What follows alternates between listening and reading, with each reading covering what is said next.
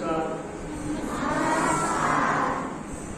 આજનું આપણું સેશન છે યોગ, સંગીત અને સ્વાસ્થ્ય. સંગીત દ્વારા યોગના ચક્રો કેમ શુદ્ધ થાય અને સંપૂર્ણ સ્વાસ્થ્ય કેમ મળે. તમે સંગીતની બધાને ખબર હશે, સ્વર કેટલા હોય,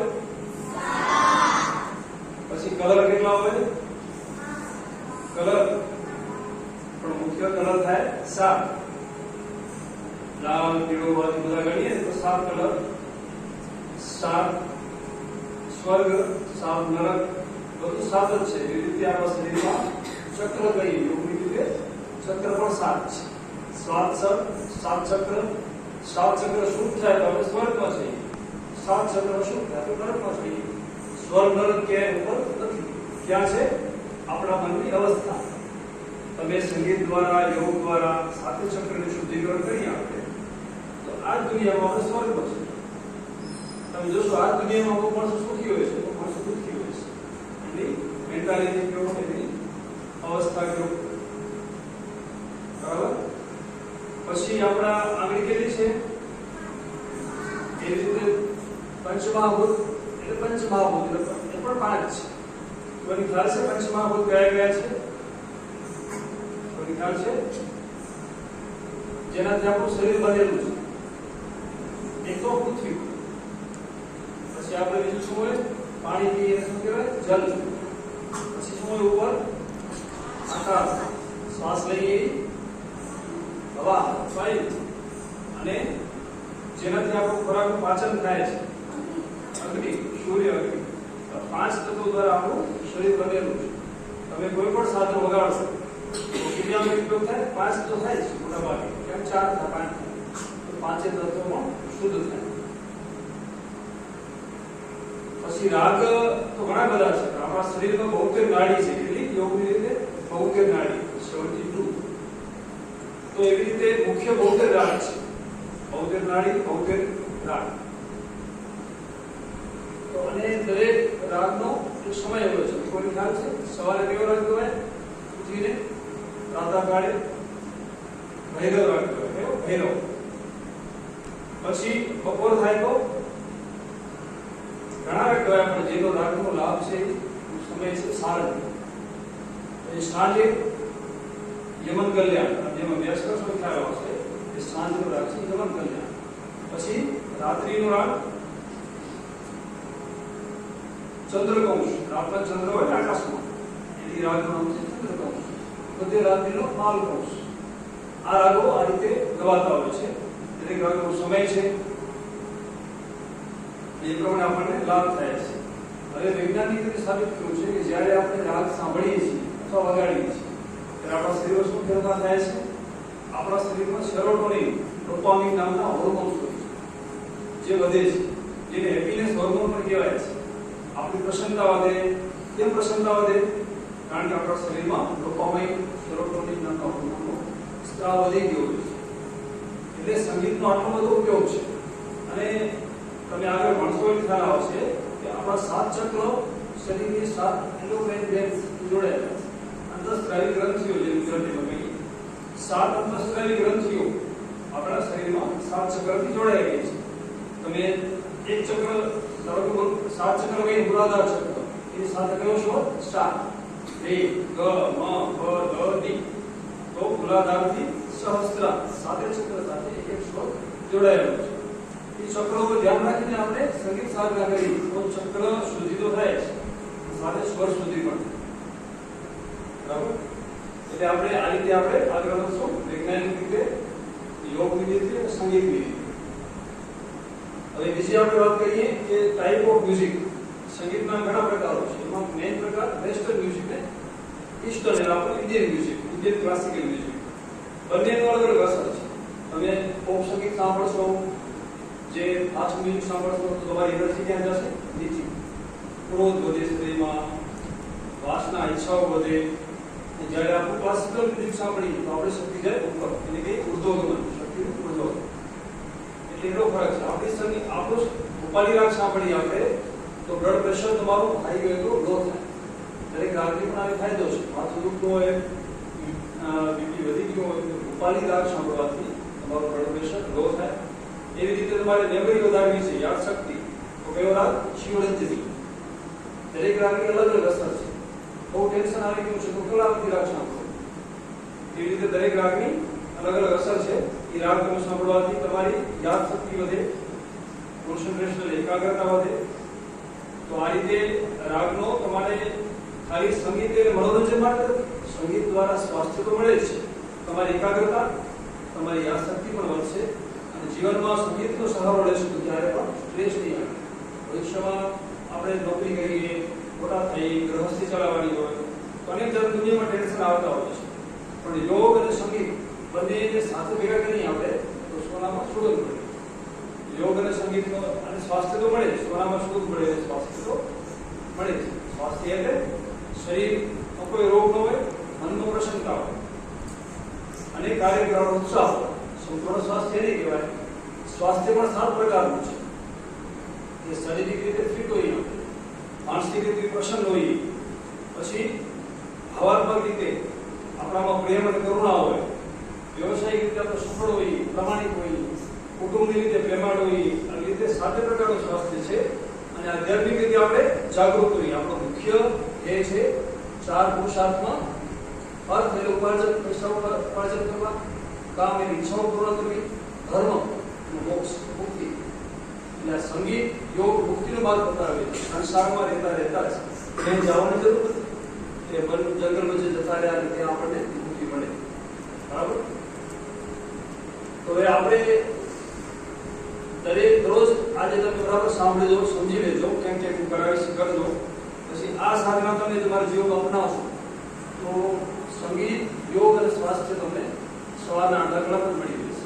અડધો કલાક તમે સવાર આપશો તો જે આગળ સિંગર થવું છે એના માટે કે વાદક થવું છે, ઇન્સ્ટ્રુમેન્ટ પ્લે કરવા છે, બંને માટે તમારો રિયાઝ જરૂરી. રિયાઝ એટલે પ્રેક્ટિસ.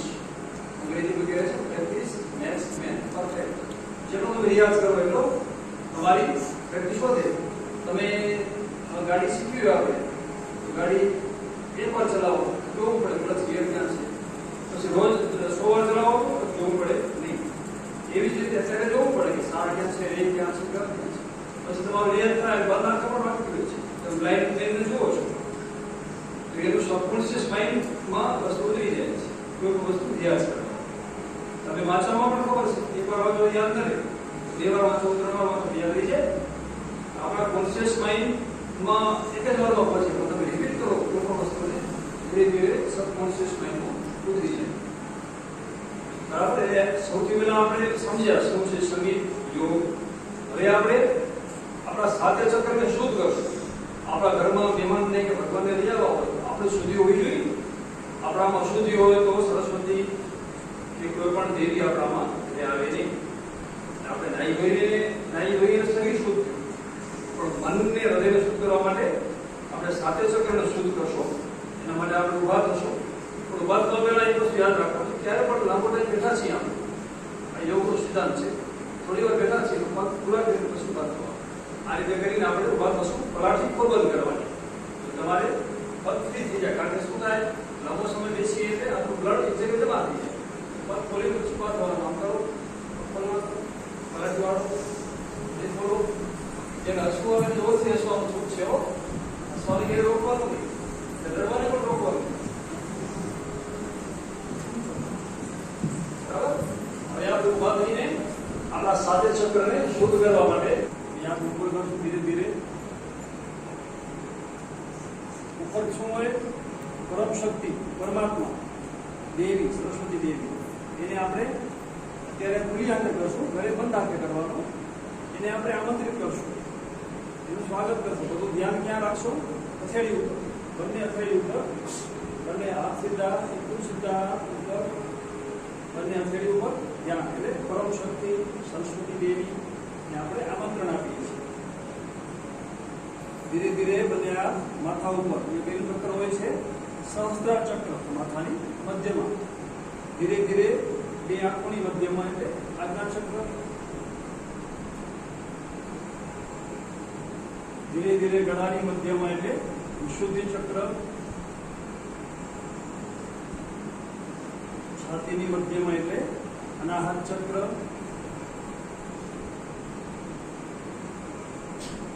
નાભી પાસે એટલે નાભી ચક્ર અથવા મણિપુર ચક્ર, સ્વાધિષ્ઠાન ચક્ર અને મૂલાધાર ચક્ર.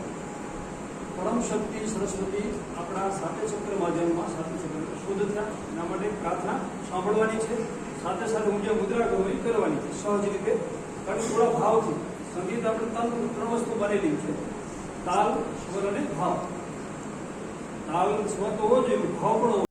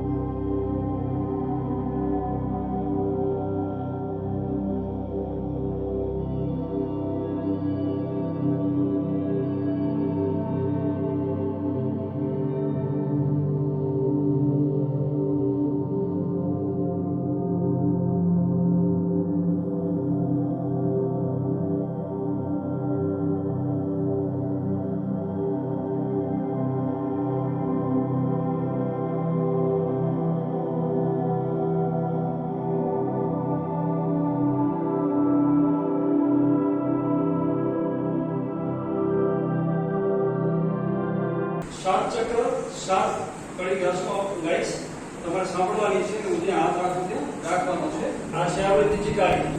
હવે સૌથી પહેલું સહસ્ત્રા ચક્ર સાંભળજો ને મહેસૂસ કરજો.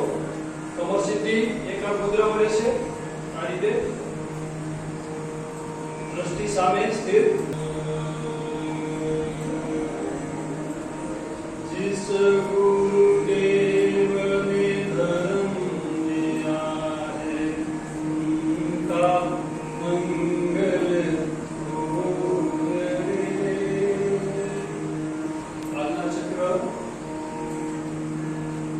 जिस जननी ने जन्म दिया है उसका मंगल